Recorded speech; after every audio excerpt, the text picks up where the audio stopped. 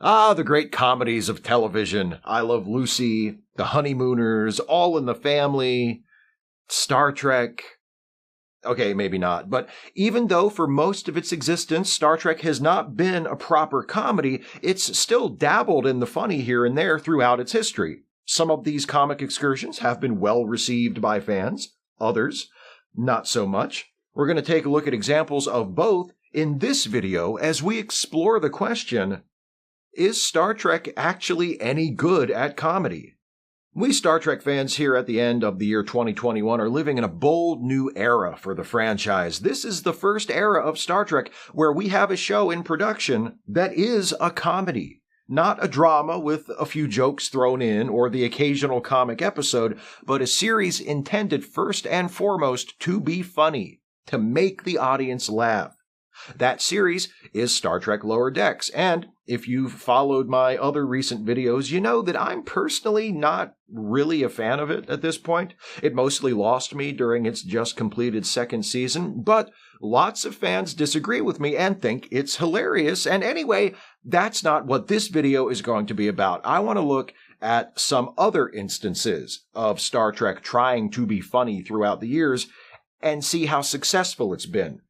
Because it's a subject lots of fans disagree on. When I was growing up, it was a common opinion, not universal, certainly, but fairly widely held, that Star Trek wasn't so great at comedy and that the would-be funny episodes accounted for some of the worst shows the franchise ever produced. Now, obviously, or not obviously, I guess, since I feel the need to explain it, I'm not going to be compiling and reviewing a comprehensive list of every quip and comic situation in the history of Star Trek. I'm going to focus on entire episodes that are presented as comedies. There have been more than a few. And I'm going to start with one of the most popular episodes in the entire franchise, a show from Season 2 of Classic Trek, a little episode you might have heard of, titled The Trouble with Tribbles. The Enterprise is on its way to Space Station K7, located in disputed territory between the Federation and the Klingon Empire. There's some banter between Kirk, Spock, and Chekhov, who entertains the crew with his hilarious, "I always think a Russian did it, and I'm always wrong" routine. Then, a distress call from K7, Code 1. As Kirk explains in a captain's log voiceover, that's worse than an emergency. That's a get your asses over here as fast as you can because the shit is going down call. The Enterprise speeds toward K7 armed and ready, expecting to meet an attacking Klingon fleet. Red alert! Battle stations! This is war! Then when they get there, it turns out that a Federation bureaucrat just wanted some security guards for a few tons of grain being stored on the station. Wah, wah.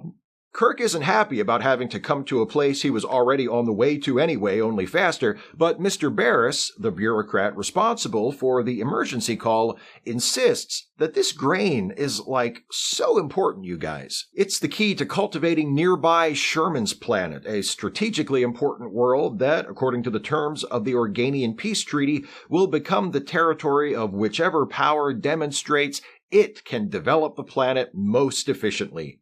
So Kirk's like, fine, I'll beam over a couple of security guards to guard the grain so you can win your precious interstellar dispute. Nerd. A little later, Uhura and Chekhov are hanging out in the bar on K7 when they meet Cyrano Jones, a character so similar to Harry Mudd that when we got to this point in our Star Trek comedy podcast, The Ensign's Log, we just made him Harry Mudd in disguise. Sorry for the spoiler, but you know what? If you haven't listened to The Ensign's Log yet, that's just what you get.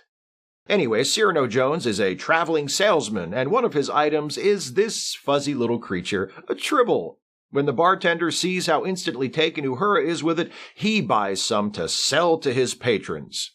And really, it's no wonder Uhura finds the Tribble so irresistible. They are charming little fuckers. I have one here, in fact. It's sweet. The way it sits in your hand and purrs and does literally nothing else. It's like owning a cat without having to worry about when it's going to kill you.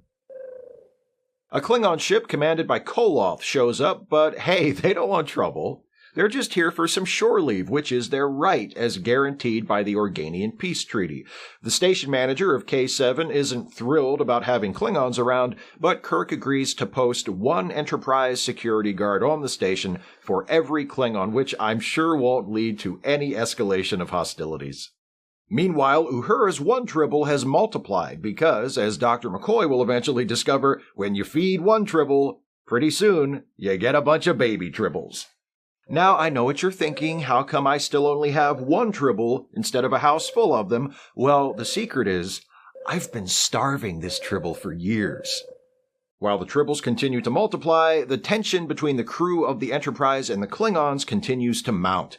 Mr. Barris, the Federation bureaucrat, is worried about the grain with all these Klingons around, but there's no proof that they're up to no good, so there's nothing Kirk can do. Then a big old barroom brawl ensues between Scotty, Chekhov, and some other Enterprise crew members and a bunch of mouthy Klingons. Well, okay, one mouthy Klingon and his squad of assorted, swarthy Scut Farkases. Hey, that's a Christmas Story reference. It's a Christmas video now. Kirk assumes the fight started because the Klingon insulted him and Scotty was defending his captain's honor, but Scotty confesses it was actually when the Klingon insulted the Enterprise that set him off. Kirk is mildly chagrined, but only mildly. He gets it. After all, he wants to fuck the ship just as much as Scotty does. The Tribble population on the Enterprise and the space station continues to explode. Kirk discovers that they've found their way into various ship's systems, including the food dispenser. Scotty speculates they must have gotten in through an air vent. Realizing that there are air vents in the storage compartments where the super important grain is being kept, Kirk and Spock beam over to the space station where he opens an overhead storage compartment, and we get this iconic shot of Captain Kirk beneath an avalanche of Tribbles. It's a funny shot, right? We all love that shot. Kirk buried up to his chest in Tribbles. Adorable. Funny how we always forget that it's a heap of corpses. Those Tribbles are dead. Dead! Spock notices that lots of the Tribbles who fell out of the grain compartment are dead. McCoy scans the pile with his tricorder and confirms it. So the Tribbles ate a whole bunch of the grain and then died, which means there's something wrong with the grain, which means the whole Sherman's Planet project is ruined and Mr. Barris blames Kirk for the whole thing. But Kirk's not going to just stand there and take that. No, sir. So he drags himself out of the Tribble pile, a scene we are unfortunately deprived of in the episode, and assembles a quick murder mystery solution scene in the office of Mr. Lurie, the manager of K7. McCoy has analyzed the grain and determined that it was indeed poisoned. The only question now is who poisoned it. Koloth says he doesn't know anything about it. He's more worried about the mistreatment he says his men have received while aboard the station. Also, he hates Tribbles because they're always screaming at Klingons, the furry little racists.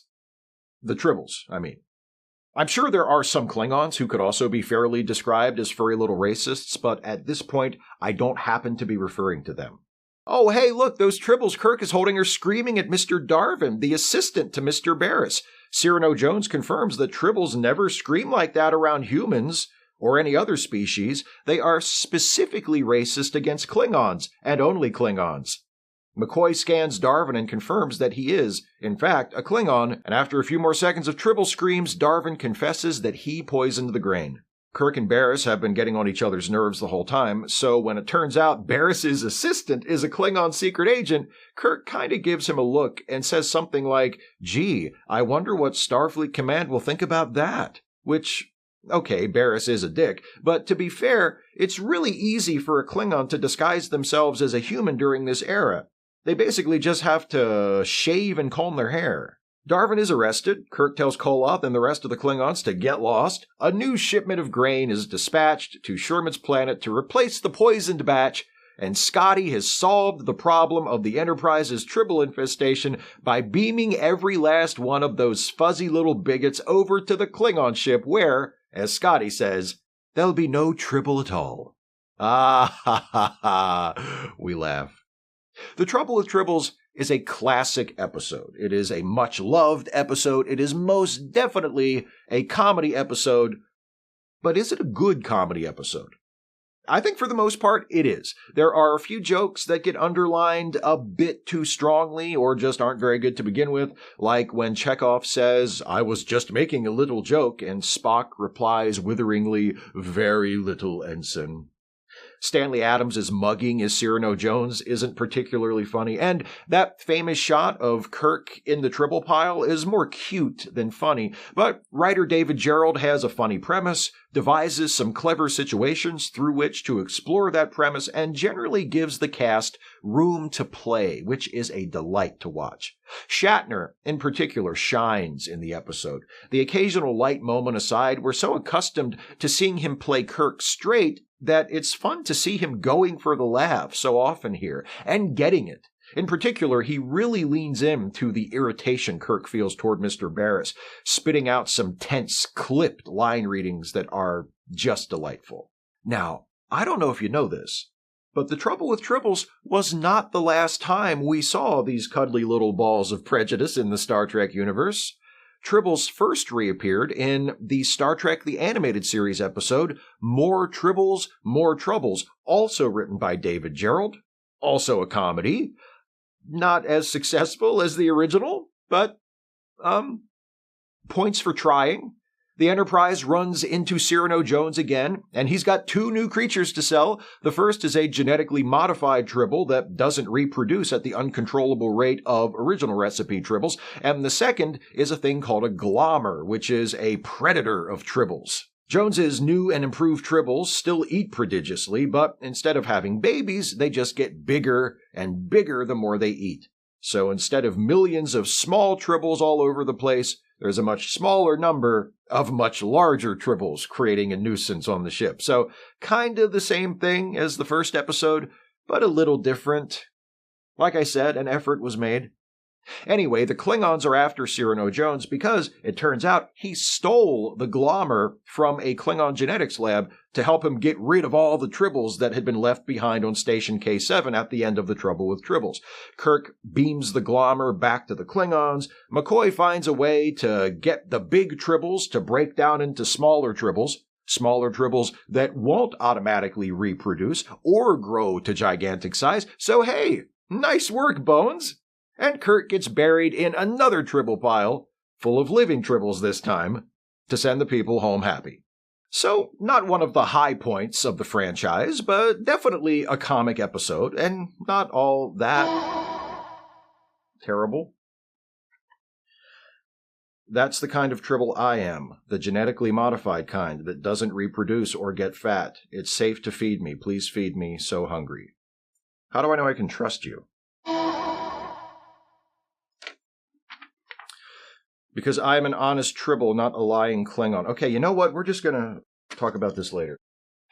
The next major appearance of Tribbles didn't come until over 20 years later, during the 5th season of Star Trek Deep Space Nine, when the show celebrated the 30th anniversary of the Star Trek franchise by having the crew of the Defiant revisit The Trouble with Tribbles, literally in the episode Trials and Tribble-ations.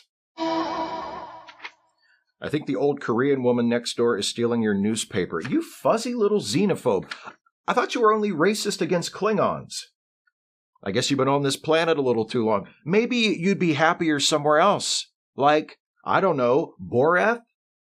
Narendra 3? I'll tell you something else. Next time Chun-Hee brings over a plate of those little tea cookies, I'm eating them right in front of you. Trials and Tribble-ations finds the Defiant thrown back in time to the events of The Trouble with Tribbles as part of a plot by the older version of Darwin to assassinate Captain Kirk and prevent his scheme to poison the grain and screw the Federation out of Sherman's planet from being foiled. By the time Captain Sisko and the rest of the Defiant crew figure out where they are, how they got there, and what's going on, Darwin has already put his plan for revenge in motion. He's planted a bomb in a Tribble. Obviously, Sisko and his crew need to prevent this bombing, since history doesn't record Captain Kirk being killed by an exploding Tribble. Full disclosure, I was bluffing before about being genetically modified. The truth is, there is a bomb inside me, and it can only be diffused by eating. Please save both our lives and feed me. No ethnic food. Captain Sisko and his crew spend most of the episode running around on some really cool recreations of classic Trek sets, and occasionally getting Forrest Gumped into actual shots from The Trouble with Tribbles, snippets of the original episode kind of playing out in the background as our heroes from DS9 search for the Tribble bomb. Because of the nature of the episode, a lot of it is stuff we've seen before, but we do learn a few new things, like Dax definitely boned Dr. McCoy in a past life, Bashir would 100% have sex with his own great-grandmother if the situation called for it, and the drastic difference in the appearances of TOS-era Klingons and TNG-era Klingons like Worf is best addressed by acknowledging it with a wink and moving on, not by, say, spending 2 episodes of the final season of your TV series attempting to explain it like a bunch of sad, pedantic nerds. I said not by doing that. Sisko and Dax eventually find themselves hiding in the storage compartment opened by Kirk, where they discover the Tribble bomb and beam it out into space in the nick of time.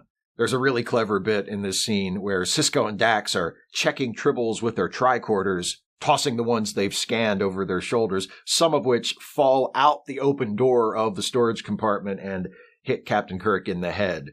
The writers of Trials and Tribble-ations find lots of inventive ways to insert their characters into the original classic Trek episode and have them brush up against the Enterprise crew, but that gag with Sisko and Dax casually chucking Tribbles at Kirk is definitely my favorite. So yeah, Trials and Tribble-ations, like the original, is played for laughs, and thank God for that. Can you imagine if they tried to pay tribute to a classic comedy by getting all reflective and reverent? Wouldn't that be awful? Anyway, Trials and Tribble-ations has become one of the best-loved episodes of Star Trek Deep Space Nine. Not just a fun riff on a classic original series episode, but a classic in its own right. However, it was not the last time we would see Tribble-related trouble in a Star Trek show. 2 years ago, as part of the Short Trek series on CBS All Access, now Paramount Plus, The Trouble with Edward premiered as the most recent entry in the epic Tribble quadrilogy? Lynn Lucero, who has served as a science officer aboard the Enterprise under Captain Pike, has just been promoted to captain and taken command of the USS Cabot. As the ship embarks on a secretive mission to prevent starvation on a planet near Klingon territory, Captain Lucero meets with her crew, including Lieutenant Edward Larkin, a specialist who has been studying Tribbles and thinks they would make a good food source because, as he says, underneath the fur, it's all meat. Like a scallop. Lucero dismisses Edward's plan to genetically modify Tribbles so they can breed faster and introduce them to the starving planet as morally dubious, but Edward doesn't take no for an answer. He continues his Tribble work, mixing his own DNA with that of the Tribble, and also lodges anonymous complaints about his new captain, telling Starfleet Command that she is bad at her job and, quote, dumb. Lucero tells Edward she's having him transferred off the ship. But before that happens, Edward's genetically modified Tribble begins reproducing exponentially. The crew of the Cabot tries to remove the Tribbles, but they're reproducing so fast that before long, Captain Lucero is ordering everyone to abandon ship, as the corridors are literally filling with Tribbles. Everyone makes it to escape pods, except Edward, who stubbornly insists that his work with Tribbles is one of the most important scientific discoveries of our time, moments before he is crushed in a flood of Tribbles surging through the hall from behind him. At an inquiry sometime later, Captain Lucero is asked by an admiral how the Tribble disaster, which not only destroyed the USS Cabot but also resulted in the Tribbles finding their way to the surface of the planet they were sent to help and also into Klingon territory, could have been the fault of a single crew member, and Lucero replies simply, "He was an idiot."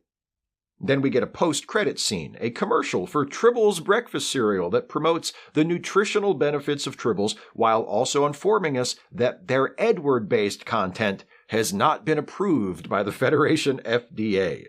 According to Wikipedia, a tetralogy, also known as a quartet or quadrilogy, is a compound work that is made up of 4 distinct works. Tribble tetralogy. Can't believe I missed that. I adore alliteration. Anyway, The Trouble with Edward, like the previous Tribble-centered episodes, is definitely a comedy. In fact, its comedic qualities are even more pronounced than the others. A lot of that is due to the casting as Edward of H. John Benjamin, who you might know as the voice of Bob, on Bob's Burgers or Archer on Archer. Benjamin is a top-notch comic actor with impeccable timing, and he knows just what to do with a character like Edward. Single-minded, thin-skinned, reactionary, and not half as smart as he thinks he is. He's a lot more unpleasant than either Bob or Archer, but he has a lot in common with them nonetheless. It's not just the H. John Benjamin show, however. Rosa Salazar as Captain Lucero holds up her end too. She plays Lucero's combination of aggravation and dismay at Edward's cluelessness and entitlement just right, especially in this scene where she informs Edward of his pending transfer, then repeatedly tries and fails to end the conversation. The trouble with Edward isn't great. Some of the sight gags, like when we see baby Tribbles literally popping out of a larger one, are too over-the-top silly, and the ending is pretty weak, though Salazar and the editing both do their best to sell the punchline, but it's not bad. Benjamin and Salazar are both good, and the show does a decent job of setting up an absurd situation and playing it out in a way that's funny and entertaining. Of course, Tribbles aren't the only species to which Star Trek writers have turned to try and get a laugh. Once we get to Deep Space Nine, there are also these large-lobed lawbenders, the Ferengi. I did a whole video about the Ferengi earlier this year, so I'm not going to go into too much detail here. For our present purposes, it's enough to say that while the Ferengi were introduced in Star Trek The Next Generation with the intent of them being serious recurring adversaries to our heroes, by the time Deep Space Nine came along, the producers had realized they were better off leaning into the more satirical aspects of the Ferengi. And so they became caricatures of single-minded, profit-obsessed capitalists. Which was the best thing that could have happened, because not only did it provide the Ferengi with a more fitting hook to keep bringing them back, it also gave the writers of Deep Space Nine an opportunity to mock and criticize free market capitalism and the crimes, exploitations, and many, many bad ideas that are attached to it. The Ferengi, and the allegory for which they were the foundation, were the subjects of some good episodes and the basis for some solid comedy, but that doesn't mean it always worked. In fact, the poor reception of many of DS9's Ferengi-centric episodes contributed to the perception that Star Trek isn't very good at comedy. I used to think the Ferengi episodes were the most skippable shows of DS9's run, but when I rewatched the series a few years ago, I liked them a lot better than I did when I first saw them as a teenager. Most of them, I still don't think Prophet and Lace or Ferengi love songs are representative of the series at its best, though even they have their moments. I always laugh when Quark finds first Zek and later Brunt hiding in his closet. These days, I don't find the Ferengi-centric episodes to be nearly as bad as I used to, or as their general reputation suggests. And some of them are among the best episodes of the series. Not only is The Magnificent Ferengi a very funny and entertaining episode overall, it also ends on one of the most macabre jokes in the history of the franchise, as the electronically reanimated corpse of Kevin is left to mindlessly walk into a wall on the abandoned Empok Nor station forever. Or at least until his batteries run out. That ending, the episode fading to black as the dead Kevin bumps into the bulkhead over and over again, makes me laugh every single time I see it. But then again, it's exactly my kind of joke. The giant Spock skeleton is my favorite gag on Lower Decks, and it's not even close. I'm a sick fuck. And yet, my favorite comedy episode of Deep Space Nine has no such dark humor, nor is it a Ferengi episode, nor is it Trials and Tribble-ations. It's a show from the beginning of DS9's 7th season, and it's called Take Me Out to the Holosuite. Oh yeah, the baseball episode. Captain Sisko's rival, Captain Soluk, challenges Sisko and his crew to a baseball game. Obviously, Sisko can't turn that down, so he recruits his senior staff to be on his team and to play for the honor of the station against Soluk and his all-Vulcan squad. What follows is an episode that is both a cliched sports movie and a send-up of cliched sports movies. Since Sisko and Jake are the only two people on the team who have ever actually played baseball before, most of the episode follows their efforts to get their teammates up to speed in time for the game. It doesn't go well. Worst of all is Rom, who tries his best but just isn't the athletic type. He's so bad that Sisko kicks him off the team, a move which causes the other players to threaten to quit in solidarity, though Rom talks them out of it. When the game finally happens, the Vulcans easily outmatch the novice Niners. Sisko, caught up in his bitter competition with Solak, is frustrated by his team's performance and gets himself ejected. But later, Sisko watches from the stands as the Niners make an exciting and very wacky play to end an inning. His love of the game reawakened, Sisko realizes there are more important things than winning, and puts Rom back on the team, sending him in as a pinch hitter. Rom accidentally drops a perfect bunt, scoring Nog from third base. It's the only run the Niners get across the plate in the entire game, but the team celebrates like they just won the World Series. Solak doesn't get it. Later, during the post-game celebration at Quark's, Solak accuses Sisko of trying to manufacture triumph. Sisko responds by flashing a smile, raising his glass, and offering a toast to manufactured triumph. Take Me Out to the Holosuite is a fun little romp of an episode. I enjoy seeing our typically heroic and highly skilled heroes struggle to get within throwing distance of basic competence on the baseball diamond, and I like how the plot of the episode defies expectations for stories like this. If this were actually the sort of formulaic sports movie it often plays at being, it would end with an improbable rally by the Niners capped off by a thrilling bottom of the ninth come-from-behind victory. Instead, the Niners lose badly in a game where there's no suspense, not even the tease that they're going to pull this one out and beat the Vulcans, and just decide to give themselves the happy ending anyway. It's delightful. So that's my favorite comedy episode of Deep Space Nine. One of my favorite comedy episodes of the whole Star Trek franchise. Though there are other ones I haven't mentioned yet. DS9 also has Our Man Bashir, a James Bond spoof that also features an ending that tosses a whole bunch of genre tropes out the window and gives us the glorious experience of seeing Avery Brooks ham it up like there's no goddamn tomorrow. In TNG, there's Season 3's Deja Q, definitely the funniest of the Q episodes, featuring some of John Delancey's best work on the series. Grumpy Q stranded aboard the Enterprise without his powers? Come on. Speaking of Q, there's also Season 4's Cupid, also known as the Robin Hood one. Not everyone likes this episode. Some people downright hate it, but I think they need to lighten up because it's fine. Not a classic, not even one of the best comedy episodes the franchise ever produced, but, fine. Voyager has Bride of Chaotica and Body and Soul. Enterprise has... Look, the point is there are plenty of comedy episodes in the Star Trek shows produced prior to the current era, and good comedy episodes. Enough that it makes me wonder how the notion that Star Trek is no good at comedy ever gained any traction to begin with.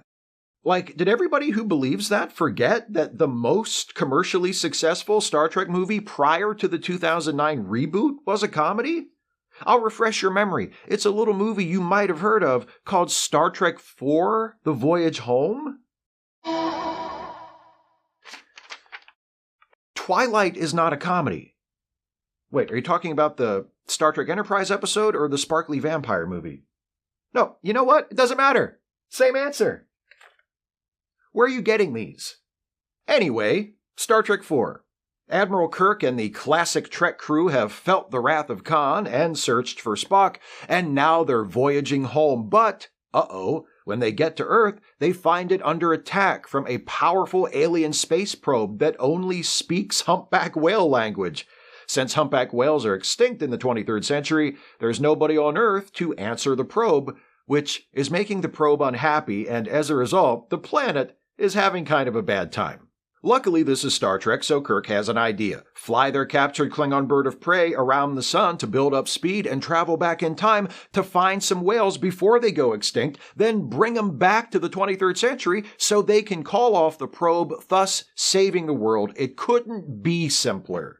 So they do the time travel thing, wind up in 1986, cloak their ship, and land in Golden Gate Park in San Francisco, because in Star Trek, everything important on Earth happens in San Francisco. It's just the rules.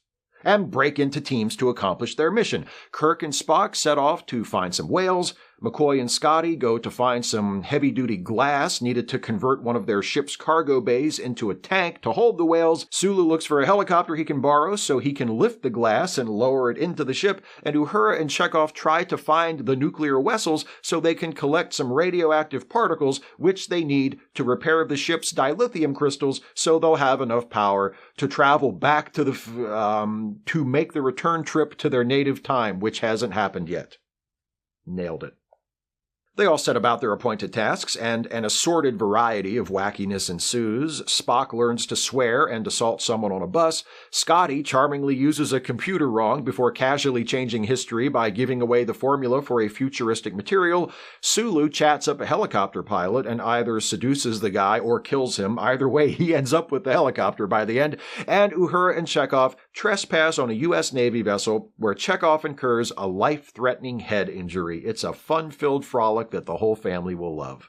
Kirk and Spock find two humpback whales, George and Gracie, who live at the Cetacean Institute, which is like SeaWorld, only not a horrible nightmare of crass exploitation and animal cruelty. They also meet Dr. Gillian Taylor, the Institute's expert on whales and designated exposition dispenser. Spock takes a swim with the whales, mind melds with them to see if they're willing to help out with the whole killer space probe time travel thing, and announces that Gracie is pregnant, which Gillian confirms. But that's not all. Later, at dinner, Gillian informs Kirk that George and Gracie are due to be released back into the wild tomorrow, so the clock is ticking.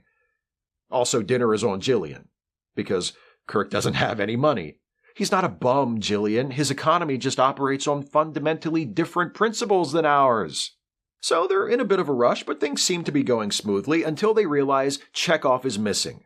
They find him, he's been taken to the hospital, but then Gillian shows up to say that they've shipped the whales out ahead of schedule, so if they want to get him, they need to hurry, because they'll probably be murdered by whalers within seconds of being released into the wild. They mount a madcap rescue of Chekhov from the hospital, where McCoy also takes a second to give this old lady a tablet that grows her a new kidney. Socialized medicine at work, then get back to the ship in time to take off and go get them whales.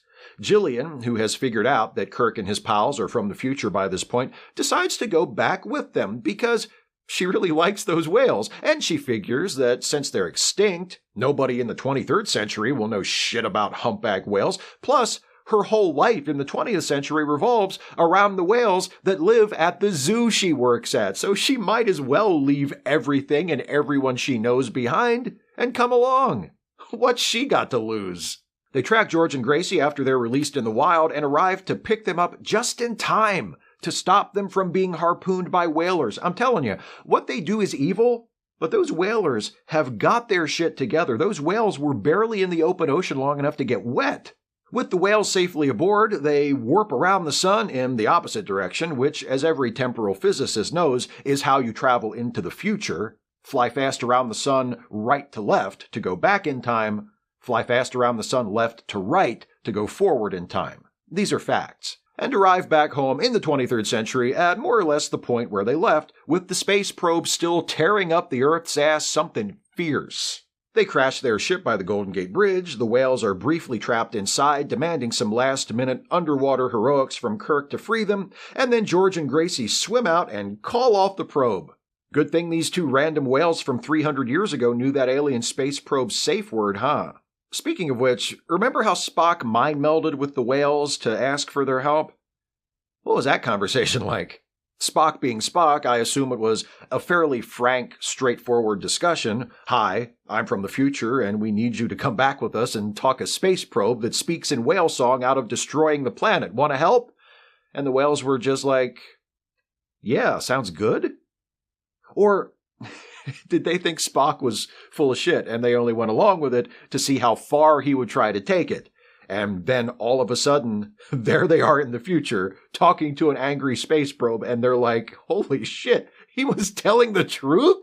Are you kidding me? I guess that explains how he was able to communicate with us telepathically. In hindsight, that should have been more of a clue. Those are George's thoughts. Gracie's the smart one. Anyway, after the crisis is over, Kirk and his crew are brought up on formal charges for stealing the Enterprise in the last movie, but the council, or the court-martial, or whatever it is like, you know what? You saved the world. We're just going to let it go. They enforce a token punishment on Kirk, demoting him from the rank of admiral to captain, and give him command of a brand new Starship Enterprise. The heroes gather aboard the bridge of their new ship and fly off to be in Star Trek V, where the true extent of their punishment becomes clear. So, if there have been a bunch of comedy episodes of Star Trek, several of which have been good, funny episodes, and if the most successful Star Trek movie before about 10 years ago was a comedy, and a good one, where did this idea that Star Trek isn't good at comedy even come from? Well, I think it's not so much that Star Trek has a bad sense of humor, but more that a lot of its fans seem to not have much of a sense of humor about Star Trek. And that can lead some of us to reject or dismiss the humorous episodes when they come along, which is fine, to each their own. And it can also result in some of us failing to recognize the comedy that is present in Star Trek as such. That's understandable to a point. Star Trek has become practically a genre unto itself, so when we watch an episode like The Trouble with Tribbles, or Take Me Out to the Holosuite, or a movie like Star Trek IV, The Voyage Home, even though they're obviously being played for laughs, and making us laugh, we might still mentally categorize them as simply Star Trek, not comedy. Recently, I've even had people reacting with uncertainty or sometimes even downright puzzlement when I've described Star Trek Lower Decks as a comedy. And it's not just a comedy, but a manic, over-the-top, Rick and Morty-style cartoon comedy. Like, yeah, it's a Star Trek show, but it's trying very, very hard in every episode and almost every scene to be funny. How much it succeeds is a matter of personal experience. As I said back toward the beginning, I don't really dig it at this point, but the effort and the intent is obvious. Or it is to me, at least. But like I said, sometimes fans get Star Trek brain and they just honestly don't perceive it as comedy, even if they think it's funny. Which is weird, but it happens, and it's harmless. Sometimes, though, I think some fans get the idea that Star Trek isn't supposed to be a comedy, even though the original series, under the supervision of Gene Roddenberry, produced comedic episodes, even though comedic episodes have been a part of every iteration of the franchise, even though the underlying premise of the whole thing is so goofy and outlandish that it arguably lends itself to comedy just as easily as to adventure and social commentary, there are those Trekkies who have decided for themselves that Star Trek is not to be laughed at, ever, and if it's actually trying to make us laugh at it, well, that's because the people who made that episode were misguided or mistaken somehow.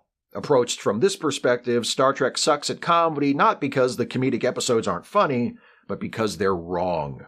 And I don't know, personally, I find an attitude like that towards something as sprawling and heterogeneous as Star Trek to be nonsensical and kind of sad. But I guess as long as you're not trying to ruin anyone else's good time, and that is a very important qualification, you should be free to perceive Star Trek to be as narrow and flat and colorless as you want it to be. Have fun with that. Or don't, I guess. Myself, I don't mind having some comedy in my Star Trek. Does it always work for me? No. Has every comedy episode of a Star Trek show been a success? It sure hasn't. Jesus, not by a long shot. But some of them are absolute classics that still make me laugh no matter how many times I've watched them. The way I see it, yeah, Star Trek can be serious sometimes. It can have something important to say, a pertinent point to make about life in our often troubled world. And other times, Star Trek can be a straight-up adventure series full of action and suspense and spaceships flying around and shooting at each other. And still other times, Star Trek can be funny. No matter which of those it is at any given time, it's still Star Trek.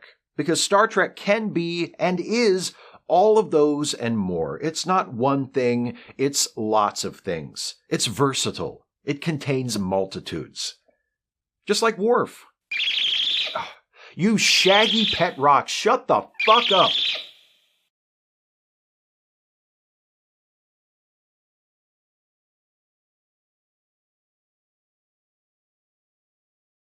Hey folks, hope you enjoyed this one. I'm going to let you know what the subject of the next Trek Actually video is going to be, but before I do that, I want to give shout-outs to some of my newest Patreon patrons and channel members. First, the new patrons. They are Sangel, thank you Sangel, Eric J. Corpella, thank you Eric, Matthew Marden, thank you Matthew. Next up, new channel members, and they are Antonia, thank you Antonia, Yogi FPV, thank you Yogi FPV, Matt Levens, thank you Matt. Those are the newest Patreon patrons to pledge $5 a month or more, and the newest channel members to join at the $5 a month tier or higher. If you want to support this channel, you can do so by going to patreon.com/Steve Shives and pledging any amount from $1 a month on up, or clicking the join button to become a member of this channel. All patrons and members get access to exclusive posts that allow you to vote in the polls that determine upcoming Trek Actually topics, and also submit questions ahead of time for my twice-monthly Ask Away live streams. If you pledge $5 a month or more on Patreon, or become a member at the $5 a month tier or higher, you get a shout-out at the end of a Trek Actually video. I could not do this without the support of my patrons and my members, so to all of you who support this channel with a monthly contribution, thank you so much for enabling me to have this wonderful job. And once again, if you want to help out, please go to patreon.com/Steve Shives, or just click the join button below the video. Many thanks. If you like what I do on YouTube, especially the Star Trek related stuff, you should also check out my side projects, The Ensign's Log, the Star Trek themed comedy podcast that I'm on alongside Jason Harding and Dana Kolb. The three of us play characters who are low-ranking Starfleet officers. We are into our 4th season now, and our characters have jumped from the TOS era to the TNG era. Our show is a lot of fun to make, and judging by most of the comments we get, it's a lot of fun to listen to as well. If you're not listening, the links are in the description of this video. Please do check out the Ensign's Log. I think you'll really dig it. I also do a weekly watch-along live stream with Dana called Trek Reluctantly, where we watch episodes of Deep Space Nine, which Dana has never seen before, and another series, or sometimes a movie, that I have never seen before. We're into Season 2 of DS9. We started out watching Firefly on the off weeks from DS9. Now we're watching the Netflix original animated series Hilda. So whenever you're able to join us, we invite you to queue up whatever we're watching on your end and watch along with us. It's every Wednesday starting at 6 p.m. Eastern on this channel right here. So if you're interested and able, please join us for Trek Reluctantly. We'd love to have you. For next month's Trek Actually topic, I'll be starting the new year off right by returning once again to my roots. Sort of. My very first Trek Actually video was about me pleading the case of a widely disliked Star Trek character, Captain Jellicoe in that case, and a few months ago I did the same thing with everyone's favorite or least favorite acting ensign, Wesley Crusher. But next time, I'm going to take a look at another character who doesn't make the top of many favorites lists and try to explain why I think they're not as bad as you might think. Next time on Trek Actually, the topic, as chosen by my patrons and members, will be why Dr. Pulaski is actually pretty awesome.